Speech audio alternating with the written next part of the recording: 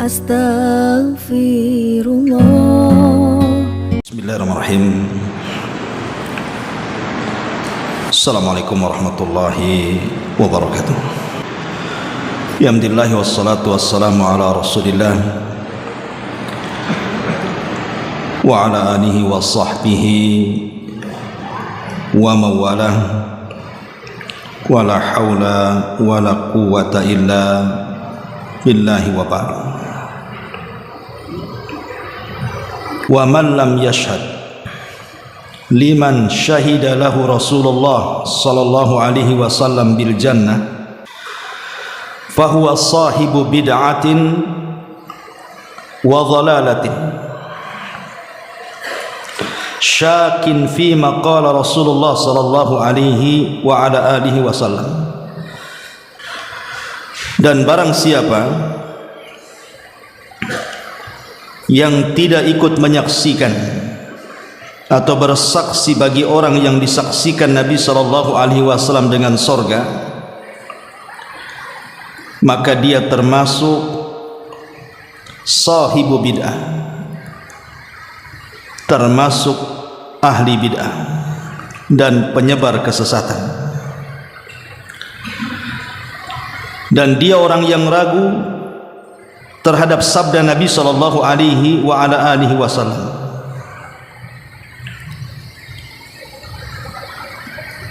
Perkataan muallif rahimahullahu taala, siapa yang tidak menyaksikan apa-apa yang disaksikan Nabi sallallahu alaihi wasallam dengan sorga dari para sahabat-sahabatnya, maka dia termasuk ahli bid'ah dan kesesatan, dan dia ragu-ragu dengan sabda Nabi sallallahu alaihi wasallam. Ini ingin membantah kepada kelompok yang mereka suka mencela sahabat, seperti orang-orang Syiah yang mereka tidak menganggap posisi Abu Bakar Siddiq radhiyallahu an sebagai sahabat Nabi, bahkan mereka berani mengkafirkan. Kemudian Umar radhiyallahu an juga sama dikafirkan. Kemudian juga Utsman. Bahkan sepeninggal Nabi sallallahu alaihi wasallam tidak ada yang Islam kecuali hanya bisa dihitung dengan jari. Tentu ini sebuah kesesatan, ikhwan, karena sahabat Nabi sallallahu alaihi wasallam dijamin surga. Makanya Allah mengatakan wa kullan wa'adallahul husna. Semua sahabat dijanjikan kebaikan. Kata Imam Ibnu Hazm rahimahullahu taala mengatakan husna di sini artinya al-jannah. Artinya semua sahabat dijanjikan surga. Baik, sedikit kita akan mengupas orang-orang yang oleh lisan Nabi sallallahu alaihi wasallam bahwa mereka termasuk min ahlil jannah. Ma'asyiral muslimin yang dimuliakan Allah azza wa jalla, yang pertama Hamzah ibnu Abdul Muttalib. Tentu Hamzah di sini paman Nabi sallallahu alaihi wasallam sekaligus sahabat Nabi. Bahkan Hamzah disebut sayyidus syuhada, pemimpinnya para syuhada. Ma'asyiral muslimin yang dimuliakan Allah azza wa jalla, ketika Rasul mengatakan sayyidus syuhada Hamzah bin Abdul Muttalib, pemimpin para syuhada Hamzah bin Abdul Muttalib, tentu walaupun tidak dikatakan secara langsung dia termasuk penduduk sorga, tapi sudah barang tentu namanya pemimpin para syuhada ya di sorga. Itulah Hamzah Ibn Abdul Muttalib. Kemudian yang kedua Hasan dan juga Husain, keduanya cucu Nabi sallallahu alaihi wasallam. Nabi sallallahu alaihi wasallam satu hari menggendong dua cucu Nabi sallallahu alaihi wasallam ini. Kemudian mengatakan Al-Hasanu wal Husainu sayyida syababi ahlil jannati wa abuhuma khairu minhuma. Kata Nabi SAW dalam sebuah hadis yang dikeluarkan Imam Hakim dan disahihkan oleh Imam Zahabi, Hasan dan Husain keduanya pemimpin anak-anak muda di sorga, dan bapak keduanya jauh lebih baik dibandingkan keduanya. Maksudnya Ali ibn Abi Thalib radhiyallahu anhu. Maka Hasan dan Husain juga termasuk orang-orang yang atas lisan Rasul dijanjikan masuk surga. Ini sudah 3. Kemudian 4, Bilal ibn Rabah. Ma'ruf Bilal ibn Rabah adalah seorang budak yang dimerdekakan Abu Bakar Siddiq radhiyallahu anhu. Disebutkan dalam sebuah hadis yang dikeluarkan oleh Imam At-Tirmidzi, jadi saat Nabi SAW masuk ke dalam surga dalam peristiwa Mi'raj, Nabi SAW tiba-tiba mendengar suara terompah dalam surga itu. Kemudian Rasul bertanya kepada malaikat yang bersamanya, itu suara terompah siapa? Maka dikatakan kepada Rasul, itu suara terompahnya Bilal. Artinya sandalnya Bilal atau terompahnya Bilal sudah di surga sebelum orangnya. Ya tidak mungkinlah sandalnya aja masuk surga, ya pasti orangnya juga masuk kan. Sandal itu tidak sholat ya. Jadi ketika selesai peristiwa itu, Nabi SAW memanggil Bilal, kemudian mengatakan, ya Bilal, inni sami'tu khaskhasataka fil jannah. Bilal, waktu aku masuk ke dalam surga, aku mendengar suara terompahmu di surga. Madza tasna, apa yang kau lakukan? Maka Bilal ibn Rabah mengatakan, la syai'a ya Rasulullah, tidak ada wahai Rasul, illa kecuali ma tawaddatu wudu'an illa wa qad shallaitu rak'atain. Tidaklah aku berwudu kecuali setelahnya aku melaksanakan 2 rakaat wudu. Amalan kecil, menjaga wudu dan juga salat 2 rakaat wudu menyebabkan Bilal masuk ke dalam surga, bahkan sebelum orangnya terompahnya sudah di sana. Ini yang keempat. Yang kelima, Alu Yasir, keluarga Yasir.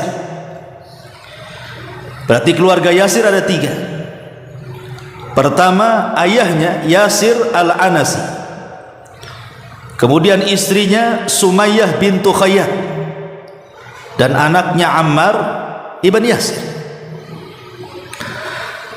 Saat keluarga Yasir Al-Anasi ini disiksa oleh Abu Jahal habis-habisan, sampai akhirnya kemudian istrinya Sumayyah yang mati syahidah duluan, kemudian baru Yasir.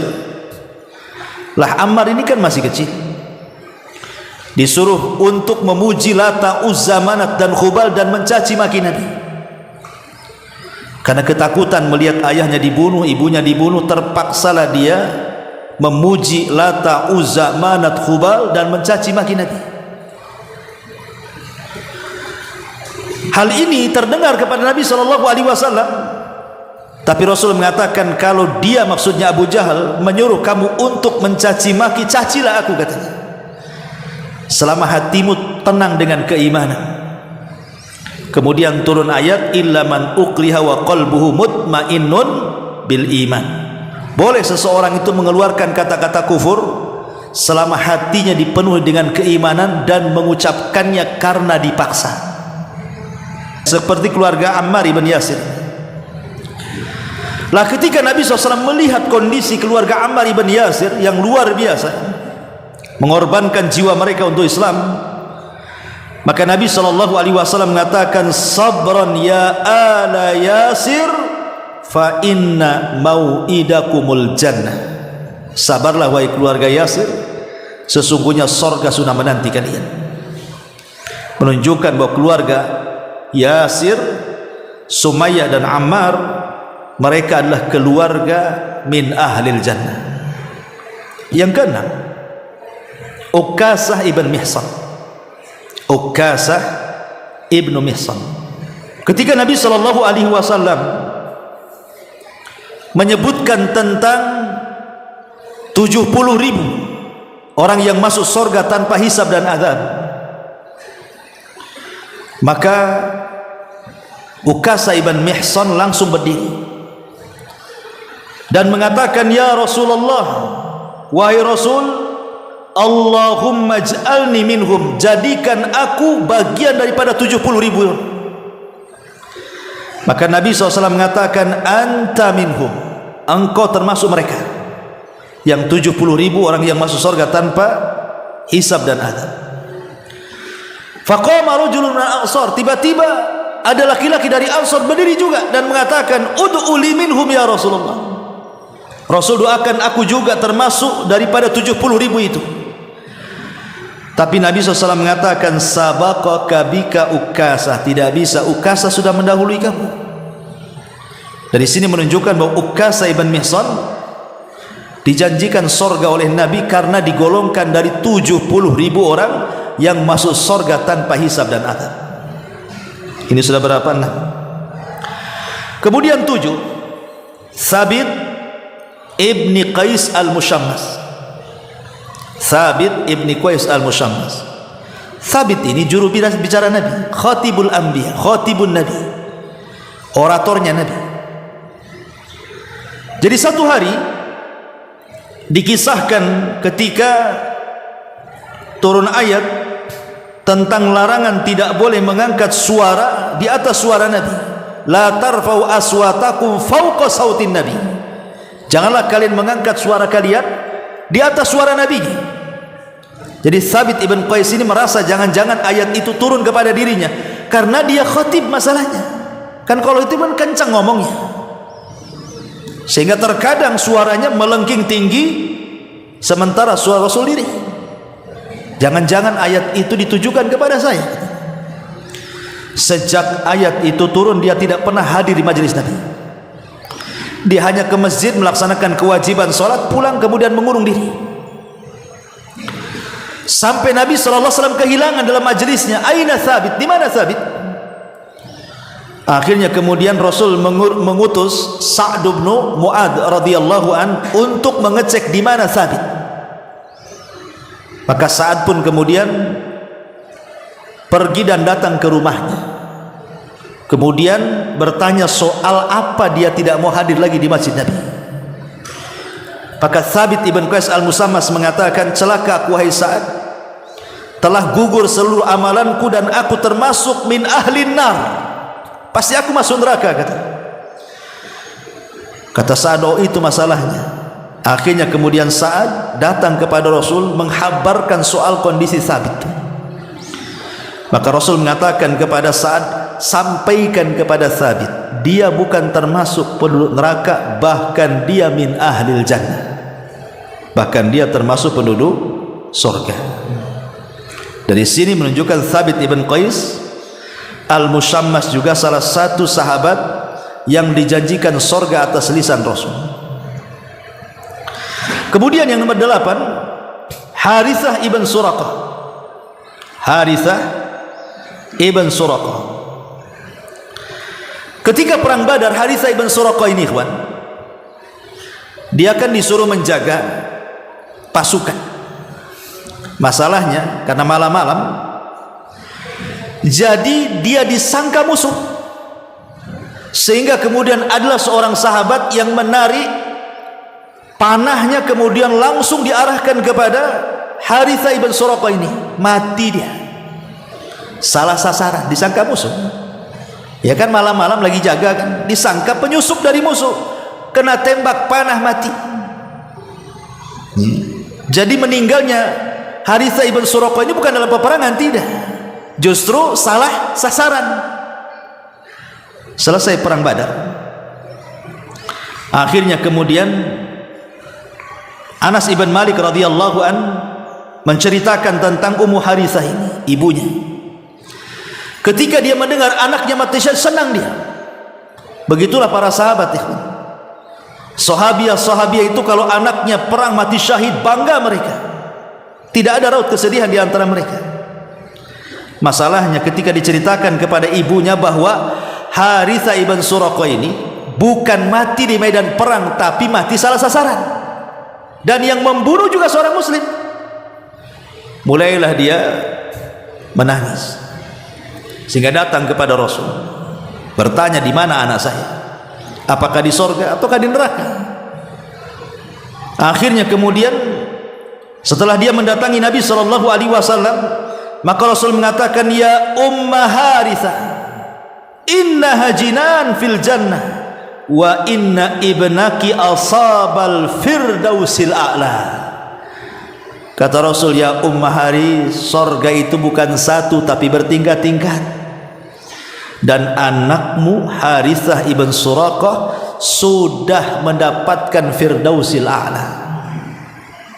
Dari sini menunjukkan bahwa Harithah ibn Suraqah juga dijanjikan oleh Rasul bahwa dia masuk ke dalam deretan sahabat yang masuk sorga. Bahkan Rasul menyebutkan sorga paling tinggi firdaus. Kemudian yang ke-9, Hudzaifah ibn Yaman. Hudzaifah ibn Yaman ini sirrun Nabi, pemegang rahasia Nabi. Termasuk ketika Nabi SAW mendapatkan wahyu tentang nama-nama orang munafik, tidak ada yang tahu kecuali Hudzaifah. Umar pun tak tahu, Abu Bakar tak tahu, bahkan Ali yang satu rumah juga dengan Rasul tidak tahu. Yang tahu hanya Rasul dan Hudzaifah ibn Yaman radhiyallahu anhu.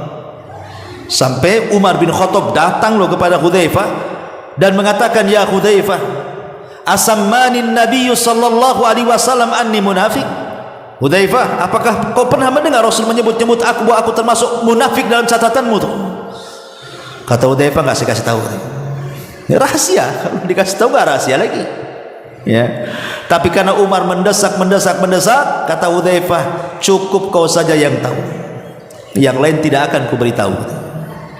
Kata Hudzaifah mengatakan, engkau bukan termasuk orang munafik. Selesai. Ma'asyiral muslimin yang dimuliakan Allah Azza wa Jalla, satu hari Nabi SAW ketika itu membutuhkan penyusup mata-mata intelijen untuk memata-matai musuh. Jadi Nabi SAW di hadapan para sahabat mengatakan, ala rajulun ya'tini bi khabaril qaumi ja'alahu Allahu ma'i yaumal qiyamah. Kata Rasul, maukah ada seseorang di antara kalian yang datang kepadaku membawa kabar sebuah kaum, maka orang itu kelak akan menjadi kawanku nanti pada hari kiamat. Kalimat menjadi kawanku pada hari kiamat, ya tentu maksudnya di surga. Rasul di mana lagi bukan di surga, kan begitu? Maka semua sahabat diam. Ketika semua sahabat diam, Rasul mengatakan, ya Hudzaifah, kum. Wahai Hudzaifah, berdiri. Fa'tina bi khabaril qaum. Kau nyusup sana, jadilah kau mata-mata, pulanglah dengan mau berberita, kata Rasul. Dari sini menunjukkan Hudzaifah ibn Yaman ada isyarat, dan Hudzaifah berhasil mencuri berita dari musuh itu. Berarti janji Nabi SAW mengatakan Hudzaifah akan menjadi teman Nabi SAW kelak pada hari kiamat, maksudnya kelak di surga. Ini yang nomor 9. Yang nomor 10, Amr ibn Thabit. Amr ibn Thabit ini, ikhwan, atau dikenal dengan Al-Usairim namanya. Al-Usairim namanya Amr ibn Thabit Al-Ansari radhiyallahu anhu. Jadi ketika Mus'ab bin Umair ini, Mus'ab ibn Umair radhiyallahu anhu diutus oleh Nabi SAW untuk berdakwah ke mana? Ke Madinah. Maka dengan kepiawaian Mus'ab banyak orang masuk Islam. Lah salah satunya pemimpin Aus namanya Sa'ad ibn Mu'ad. Sa'ad bin Mu'ad masuk Islam di tangan Mus'ab ibn Umair. Lah ketika Sa'ad ini masuk Islam, maka dia pulang kepada kaumnya Aus karena dia pemimpinnya. Kemudian dia mengatakan kepada penduduk Aus, wahai penduduk Aus, masuklah ke dalam Islam. Siapa yang tidak masuk Islam jangan pernah satu kabilah denganku. Karena dia pemimpinnya, satu kabilah masuk Islam kecuali satu, Usairim, tidak mau dia. Kecuali Usairim, Amr ibn Thabit, tidak mau dia, tidak mau masuk Islam. Tetapi ketika perang Uhud, kan banyak kabilah Aus itu bergabung semuanya menjadi tentara Nabi SAW. Lah Usairim ini ingin ikut jihad, masalahnya dia masih kafir. Dan dorongan dia ingin ikut berperang bersama Rasul bukan karena li'i'la'i kalimatillah, meninggikan kalimat Allah. Dari mana dia aja musyrik? Tapi dia hanya ingin membela kabilahnya. Jiwa korsa kabilahnya itulah yang menjadikan dia ingin perang. Tapi Rasul menghalang-halang. Oh, tidak bisa. Kamu kalau ingin perang masuk dulu ke dalam Islam. Kalau tidak masuk ke dalam Islam, kau dilarang untuk ikut perang. Akhirnya kemudian Usairim pun, Amr ibn Thabit ini, karena itu syaratnya harus mengucapkan 2 kalimat syahadat baru ikut perang. Akhirnya dia pun betul-betul mengucap 2 kalimat syahadat supaya bisa ikut perang. Ketika sudah mengucap 2 kalimat syahadat dan ikut terlibat dalam peperangan, Allah takdirkan mati syahid pula dia. Abu Hurairah radhiyallahu anhu ketika dia mengajar murid-muridnya dan mengatakan, tahukah kalian ada seorang sahabat tidak pernah sujud, tidak pernah ruku, tidak pernah beramal seumur hidupnya, tapi masuk sorga dengan sorga yang paling tinggi. Tahukah kalian siapa dia? Sahabat mengatakan, mana ada, gak pernah sujud, gak pernah ruku kok masuk sorga. Kata Abu Hurairah, ada. Dia adalah Usairim, Amr ibn Thabit. Syahadat, langsung perang, langsung mati syahid, masuk surga. Ya. Itulah Usairim. Ini pula yang dijadikan kemudian dalil oleh para teroris. Dulunya nggak pernah sholat, nggak pernah ke masjid, nggak pernah ta'lim. Kemudian kenal YouTube, isinya anjuran jihad. Siapa yang mati disambut bidadari sorga, langsung daftar. Anda bukan Usairim. Usairim sahabat, ketemu Nabi. Anda ketemu setan. Ya. Ma'asyiral muslimin yang dimuliakan Allah Azza wa Jalla. Jadi tidak bisa dijadikan dalil sahabat itu cukup dengan melihat Nabi saja kemuliaan. Dengan melihat Nabi aja kemuliaan. Jangan cerita yang lain. Ya. Nah, ini juga Usairim atau Amr ibn Thabit termasuk sahabat yang atas lisan Nabi SAW dijamin surga.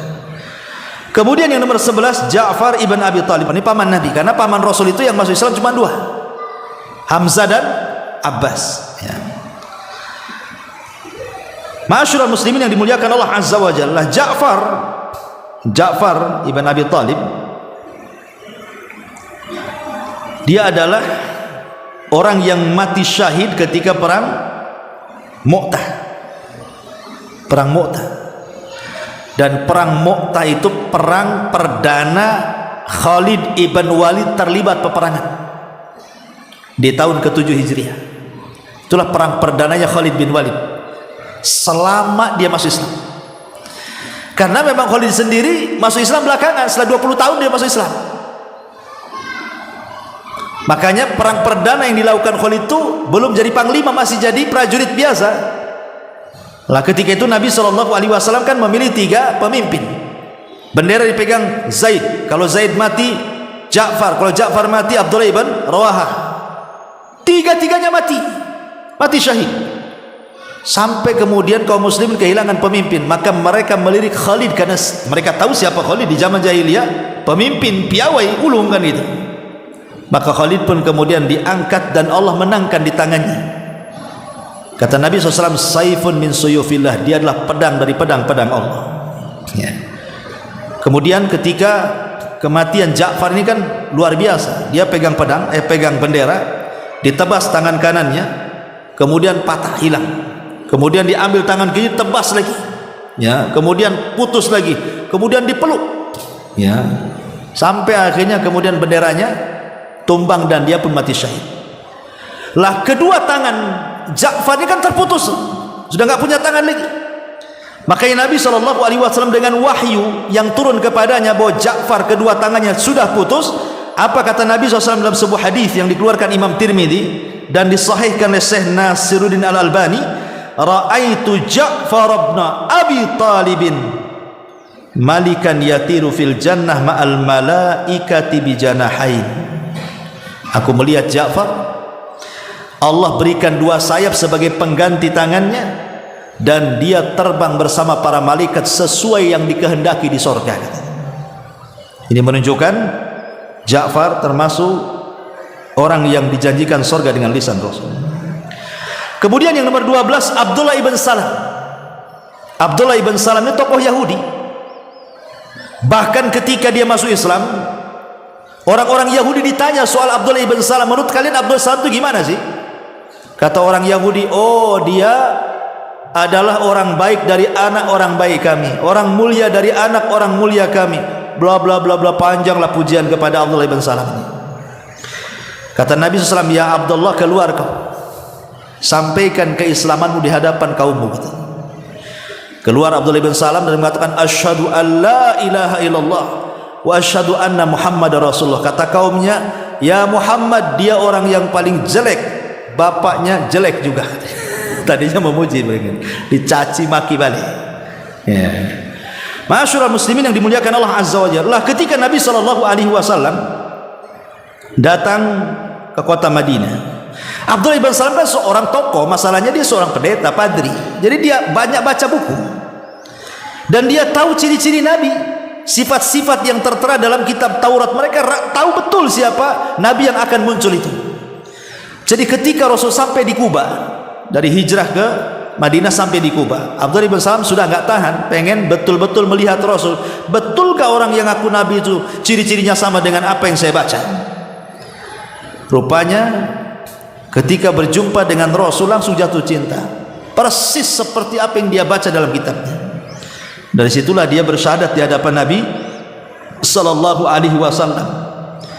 Maka Nabi sallallahu alaihi wasallam mengatakan, disebutkan oleh Amir ibn Sa'ad ibn Abi Waqqas dari bapaknya, dia mengatakan, ma sami'tu an-nabiyya sallallahu alaihi wasallam yaqul li ahadin yamshi 'alal ardi innahu min ahlil jannah illa li Abdullah ibn Salam.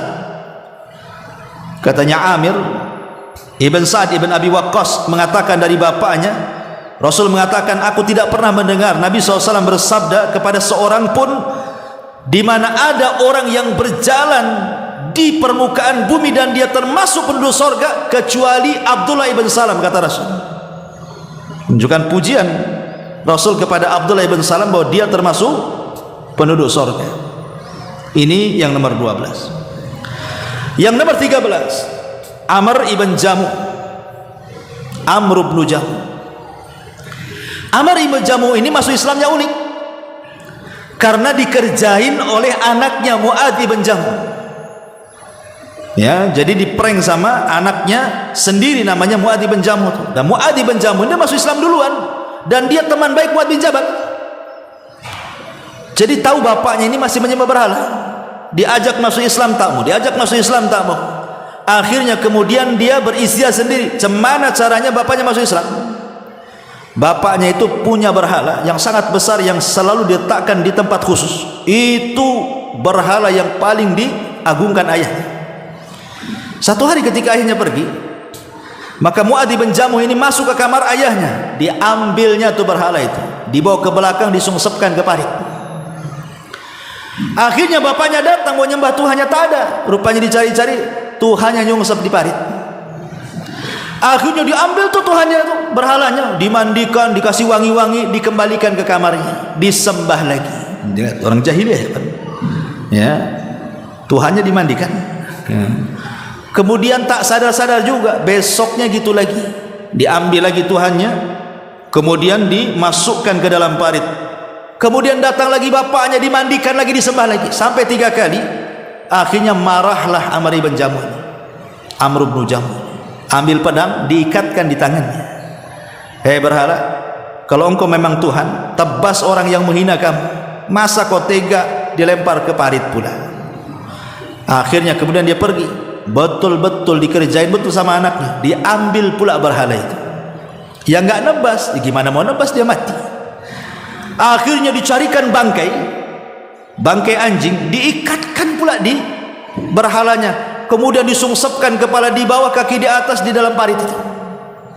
Datang bapaknya, Sekarang bapaknya tidak marah kepada orang yang nyungsepkan dia ke parit, tapi ke berhalanya sekarang dia marah. Hei berhala, kau Tuhan kami, kenapa kau tidak tebas orang yang menghina kami?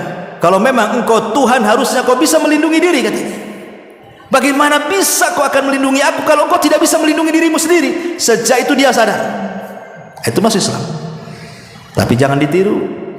Ini kan ijtihadnya seorang anak ingin menyadarkan bapaknya. Jangan pula antum masuk ke kelenteng itu apa, ambil berhala masukkan pula ke parit. Antum ngajak perang namanya kan itu. Ya, bukan begitu. Ini bapak sama anak ceritanya ya. Dan ijtihadnya seperti itu. Akhirnya masuk Islam si Amr ibn Jamuh ini. Lah setelah dia tua, Amr ibn Jamuh kan sudah tua, masalahnya dia pincang ya kan. Pincang, tua, punya anak 4 ya. Ketika perang Badar dia tidak ikut, dia sedih memikirkan kenapa aku tak ikut perang Badar. Ketika terjadi perang Uhud nih, dia tidak mau ketinggalan lagi, dia bersumpah, aku sudah rugi di perang Badar tak ikut, jangan sampai di perang Uhud aku tak ikut, kata. Datang dia kepada Rasul, ingin daftar jihad.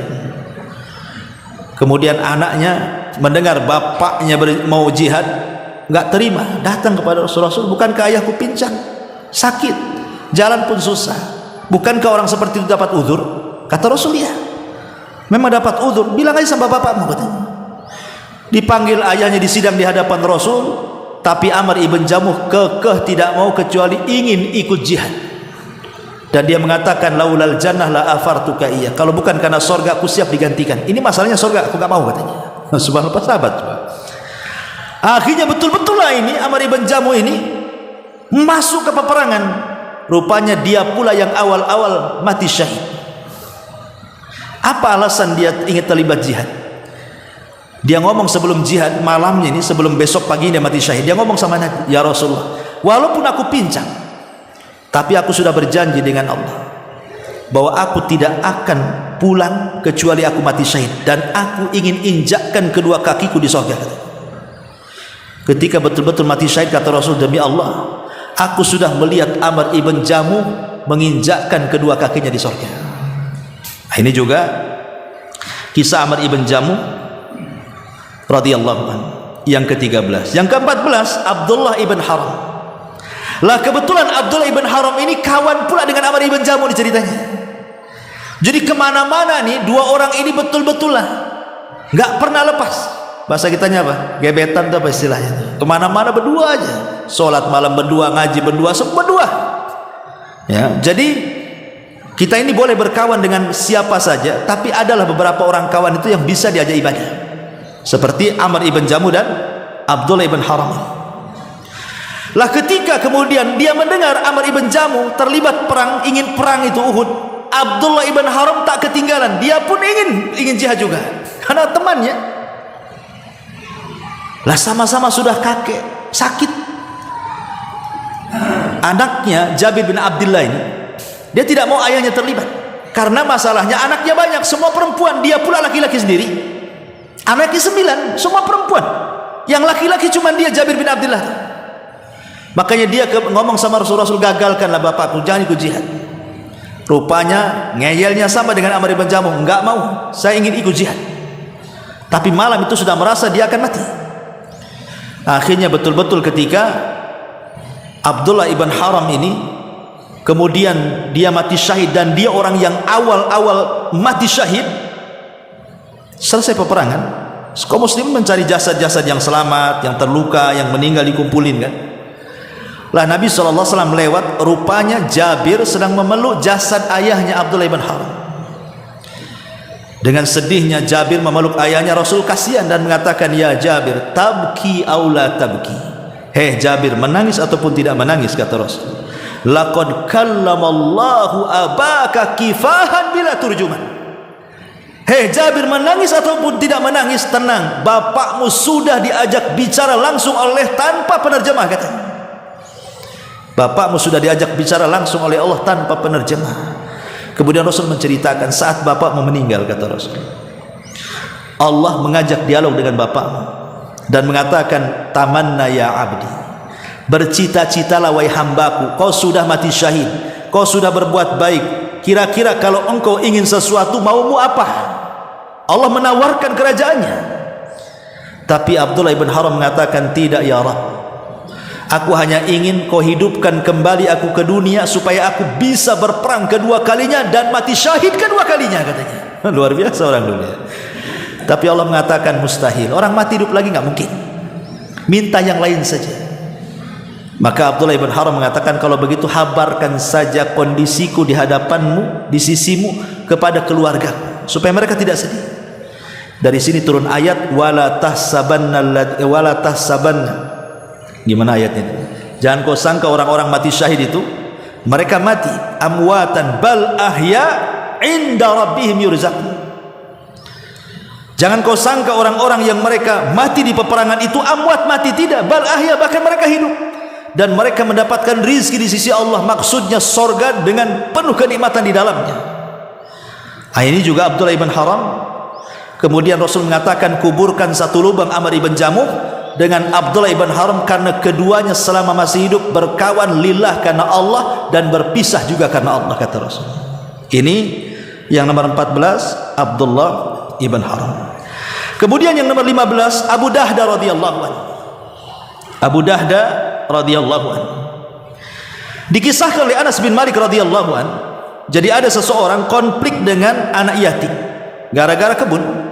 Jadi ada seorang Ansor punya kebun, konflik dengan anak yatim. Kata anak yatim, ini yang sepetak ini tanah saya. Kata Ansor ini mengatakan, tidak, ini tanah saya semua. Akhirnya sampailah ke mahkamah, kalah anak yatim ini. Akhirnya sampailah kepada Abu Dahda, karena Rasul ketika itu ngomong sama orang Ansor, kasihlah yang sepetak kecil ini, nanti aku ganti dengan tanah di sorga. Tapi tidak mau orang Ansor ini. Ya, mungkin karena sudah ada konflik duluan kan, udah sakit hati, begitu apa ceritanya. Akhirnya sampailah kepada Abu Dahda. Abu Dahda datang kepada yang punya tanah dan mengatakan, wahai fulan, aku punya tanah lebih luas dari tanahmu, lebih strategis dari tanahmu. Gimana kalau kita barter? Biar tanahmu jadi milikku dan tanahku jadi milikmu. Ya maulah, satu di Barelang, satu di Batam Center, ya kan? Sana 1 hektar, 1 kapling. Maulah kan gitu ya. Oke, katanya. Nah, sudah selesai, maka tanah yang sudah dibarter itu dikasihkan anak yatim semua. Itulah Abu Dahda. Kata Nabi SAW ketika dia mengatakan, Rasul, aku mendengar bahwa setiap satu pokok kurma di kebun yang aku kasihkan anak yatim, Allah akan tanamkan pokok kurma di sorga untuk. Kata Rasul, ya betul, katanya Rasul. Ya tidak mungkinlah kurmanya di sana orang yang nggak masuk sorga. Kan gitu. Ya pasti orang yang masuk sorga lah kan gitu. Nah, ini ceritanya Abu Dahda radhiyallahu anhu. Kemudian juga yang nomor 16, Anas ibn Malik, Anas ibn Nadhr. Anas ibn Nadhr ini, ikhwan, dia juga sama, tidak terlibat dalam perang Badar, ingin terlibat dalam perang Uhud. Jadi kebetulan ketika dia di awal perang Uhud dia nggak ikut karena dia lagi safar. Cuman pas pulang dia tahu para sahabat sedang perang Uhud. Dia melihat para sahabat lari tunggang langgang karena diisukan Rasul meninggal. Muhammad meninggal katanya. Jadi sahabat tunggang langgang kemana-mana tuh. Kaget dia, ada apa? Kenapa kalian lari? Ya, akhirnya diceritakan. Langsung dia menyemangati para sahabat untuk kembali ke lokasi.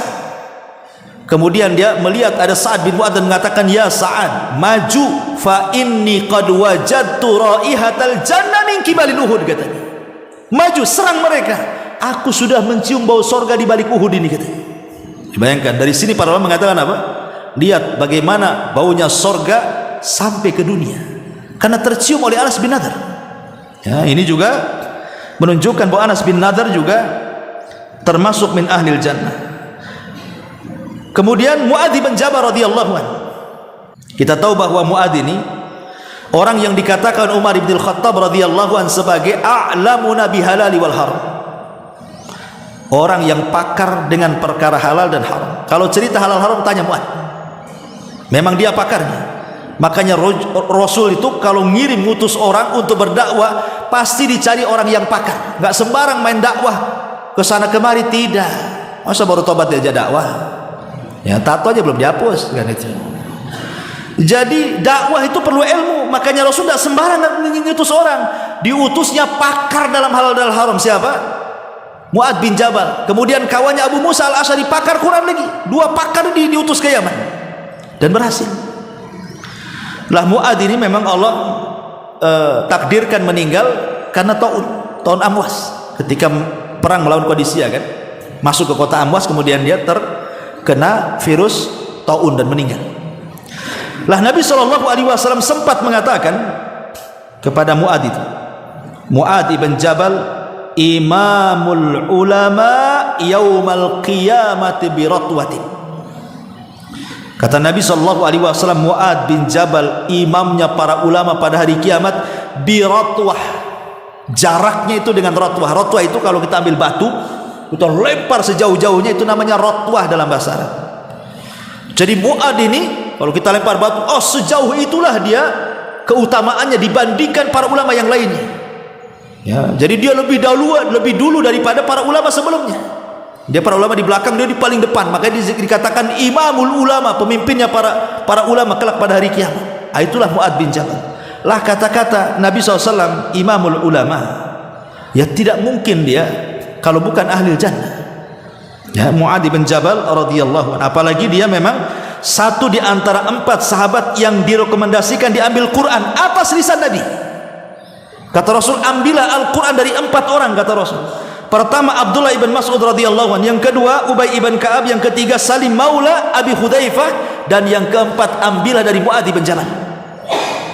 Memang betul-betul ulamanya para sahabat Mu'ad ibn Jabal radhiyallahu anhu. Kemudian juga Abdullah ibn Mas'ud. Abdullah ibn Mas'ud juga sama. Jadi suatu hari dia naik ke pohon kurma. Abdullah ibn Mas'ud kan orangnya kurus kering gitu, tinggi kurus kering. Jadi dia naik ke pokok kurma itu, datang angin tersingkap jubahnya, betisnya nampak seolah-olah tulang dibalut kulit saja, nggak ada dagingnya karena kurusnya. Sahabat mentertawakanlah betis Abdullah bin Mas'ud itu karena kurus. Maka Rasul mengatakan, la tadhak, jangan kalian la tudhik, jangan kalian mentertawakan kedua betis Abdullah ibn Mas'ud, sebab kalau kedua betis itu ditimbang di hadapan Allah dengan gunung Uhud ini, masih berat kedua betis Abdullah ibn Mas'ud dibandingkan gunung Uhud itu. Menunjukkan bahwa timbangan pada hari kiamat berat tidaknya bukan karena gendut atau kurusnya. Paham ya? Karena kalau Abdullah ibn Mas'ud, kenapa lebih berat betisnya? Itu kan kurus, gunung Uhud besar, harusnya gunung Uhud lebih berat kan? Kenapa kedua betisnya lebih berat? Dari situ menunjukkan bukan karena gemuk, tapi karena amalannya. Kalau timbangan karena gemuk, makan malam aja dari antum, nanti gemuk. Berat timbangan dunia berat, timbangan akhirat ada orang yang besar sekali kata Rasul, kemudian ditimbang di satu timbangan, beratnya tidak lebih daripada sayap nyamuk kata Nabi. Sayap nyamuk, padahal besar sekali orangnya. Karena bukan itu berat tidaknya timbangan pada hari kiamat. Lah Abdullah ibn Mas'ud ketika dikatakan demikian menunjukkan bahwa dia termasuk ahli jannah. Ini yang keberapa tadi? Nah, kemudian Harithah ibn Nu'man. Harithah ibn Nu'man ini juga sahabat yang luar biasa, ikhwan. Bahkan Nabi SAW pernah suatu ketika bermimpi, dan dalam mimpinya dia masuk ke dalam surga. Kemudian di dalam surga dia mendengar ada orang yang baca Quran. Rupanya Quran itu bukan hanya dibaca di dunia saja, sampai ke surga pun dibaca. Ya. Kemudian Rasul mengatakan kepada malaikat di sampingnya, itu suara siapa, indah sekali, kok ada suara baca Quran di surga? Maka malaikat mengatakan itu suara Harithah ibn Nu'man radhiyallahu an. Kemudian Rasul mengatakan, kadzalikumul bir, kadzalikumul bir. Itu tidak lain dan bukan karena Harithah bin Nu'man adalah sahabat yang sangat berbuat baik kepada orang tuanya. Sampai kepada Aisyah mengatakan, aku tidak pernah melihat sahabat yang paling berbuat baik kepada kedua orang tua kecuali 2 orang. Satu Utsman ibn Affan, dan yang kedua Harithah ibn Nu'man radhiyallahu anhuma. Wallahu a'lam bissawab. Subhanallah bihamdika asyhadu an la ilaha illa anta astaghfiruka wa atubu ilaik.